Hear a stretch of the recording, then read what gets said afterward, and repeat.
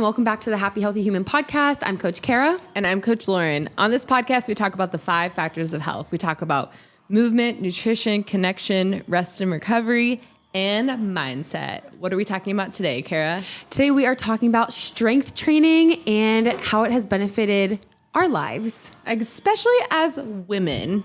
We were just saying earlier that, I don't know about you, but most women are some women are afraid to strength train. And it's becoming more popular, I feel like, through social media.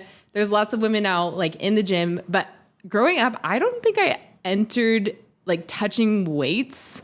I would only do, like, the stair stepper, the elliptical, the treadmill until I was, like, in my 20s, like, early 20s. Yeah. Like, no one taught me how to strength train until I started CrossFitting. Yeah. I was like, oh, guys do that. They know what they're doing. But no, I didn't have any friends that were lifting barbells, dumbbells, any of that.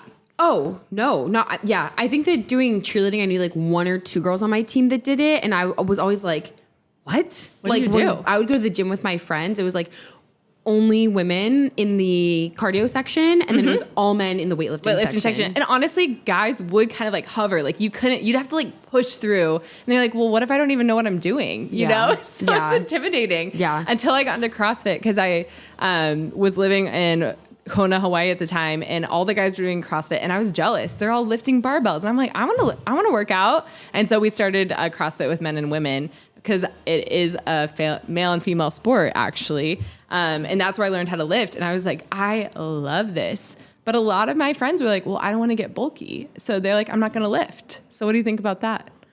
No, yeah. I mean, I think that's the common misconception of strength training is that you're going to get these like big, giant muscles and look like a CrossFit Games athlete. Which you might look like us one day if you want. You can. I had someone one time say to me, I don't want to look like you. And I was like, okay, that's fine. We all have our own goals. Wow. Thank you so much that I'm confident and have a healthy identity. Yeah. So I'm not going to take that personally. I said, don't worry. I'm not going to make you train 3 hours a day and compete in this sport of CrossFit. And lift like 300 pounds over my head. I'm like, great. That's not what your goal is. So we're not going to do that. Oh my gosh. But you just roll with the punches as a coach. You're just like, totally. But yeah, that is like the most common thing I hear from my female clients is like, well, I'll tell them, hey, we want to hit like an 8 to 9 out of 10 RPE on our back squat today. Well, I don't want to lift that heavy because I'm going to get bulky. And I'm like, no, that's not what's going to happen, right? There's so many aspects into what like can make you, well, first of all, like defining bulky, I'm thinking like the men that are doing like the Arnold Classic, right? Like they're these bodybuilders that are spray tan, ginormous. Yeah. But the reality is, look into their diet and you'll see that if you're not eating like them, you're probably not going to look like them. Also, some of them are taking steroids. Let's just be honest. Yeah, maybe that was a poor.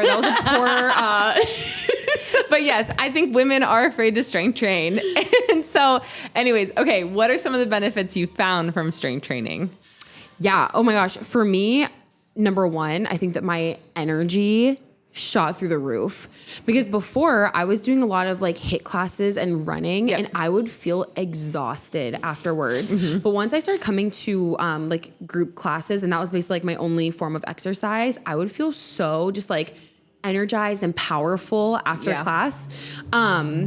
And then I think the overall like changes to my body made me really, really happy in the beginning. Cause when I first started, I did want something a little bit more like competitive and fun like that. But I also did have like aesthetic goals of dropping body fat, gaining muscle mass. And within a couple of months, I was really, really happy with the results I had of being able to actually see a little more like toned and leaner muscles on my body. So I would say like energy and aesthetic were the 2 things that made me like really excited to keep strength training at the beginning. Yeah, for sure. Yeah. When I really got into strength training, which I would say I was on and off throughout for years, but then consistently the past 3.5 years doing CrossFit like 4 to 5 times a week, my anxiety dropped like crazy. Whoa, yeah. Yeah, just because I think lifting helped get anxiety out of my body. For me personally, where like running, it does help, but I just found that strength training was really helping.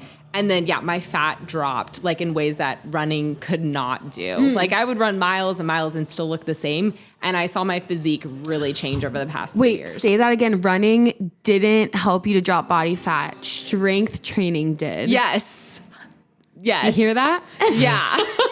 And now doing both, I feel like it's like the best of all worlds. Yeah. But the combination, but also strength training, my injuries have gotten like lower and lower. Like I'm getting far and few injuries. Or when I do feel like something's off, like my back or something from a lift, it is becoming less and less. Like my recovery rate is going like crazy. Even after my races, I will be like back in the gym the next day because my recovery turnover from lifting has helped my muscles. Yeah. It's wild. It's funny that you say that because every Wednesday we do like a coaches development meeting where we just go over new information that's come out in terms of like fitness and nutrition. And Dr. Beth went over this slideshow today where they, I can't remember the institute that did it, which Beth can tell you about it if you want to know.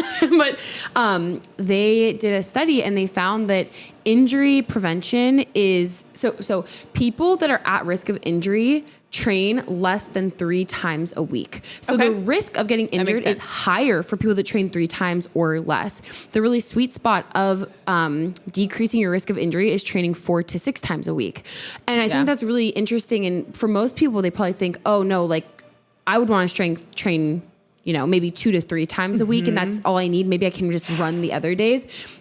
But you are putting yourself at risk because you're not getting that atrophy in your muscles and you're not just moving as much, right? Whereas when you're building the strength 4 to 6 times a week on different muscle parts, you're actually keeping yourself safer. Yeah. Yeah, it's really interesting. And I think with those 4 to 6 days a week, it's not like you're going 100% all the time. You might be going like 50% out of 10, 50 out of 100 of the weights that you're lifting. Yeah. But you're pushing yourself. And then there's, weeks that you are going to maybe max out and other weeks where, you're going at half that rate. Or whatever. Yeah. So that's where having programming and planning is really important. Yeah. The people that are just going every week to the gym and doing like the exact same thing, you have to do progressive overload if you do want to see that change, which means that you're just adding a little bit weight every week and progressing in the weights and reps that you're doing. Yeah. Yeah.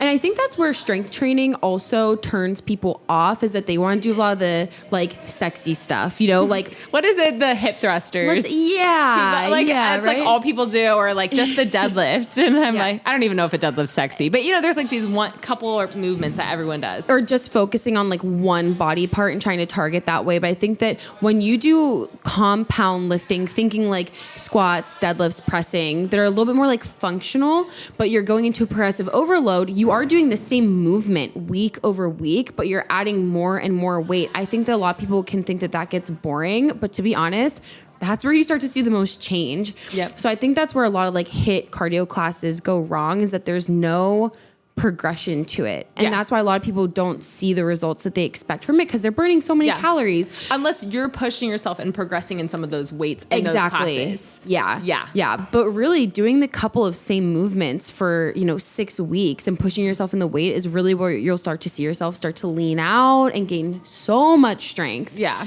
And there's nothing wrong with the HIIT classes and all that. I mean, we do HIIT work in some of our classes, but I think it's creating that variance and adding in the strength training and making sure that you are pushing yourself in your way, not to injury, but you want to progress that weight in some way. Yeah.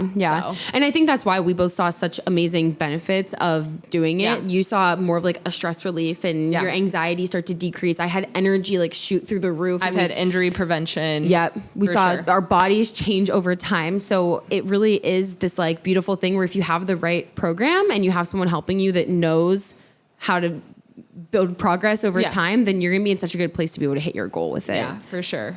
Awesome. Well, I think that's a pretty good wrap of strength training for today. Yeah.